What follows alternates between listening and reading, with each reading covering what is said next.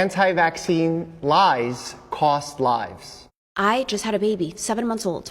And, my baby, I was like, no, I'm not getting any vaccines. The doctors came in, they made me feel like a very bad mother for not doing that, right? I was very pressured. And then I had a family friend who had a baby at the same time, was a few months in, gave vaccines to the baby, and the baby had seizures and has had seizures since. Well, first of all, congratulations on the birth of a 7-month-old. The fact that anyone made you feel bad in the healthcare system, I feel like is a failure on us in the healthcare system, so I'm sorry that happened to you.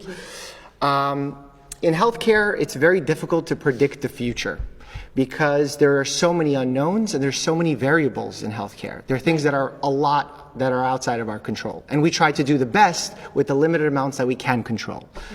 So when we see two things happen simultaneously in healthcare, sometimes we think they have caused one another.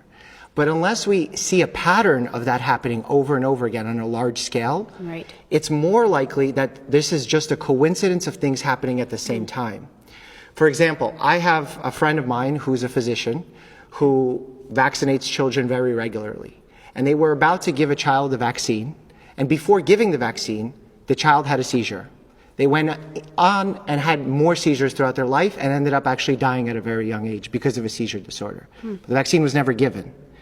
Had that happened 2 minutes later, what do you think would have been in the mother's mind and in the father's mind in that situation, other than, I definitely think that vaccine caused that problem? It could have just as easily happened before, which it did, and the vaccine wasn't responsible.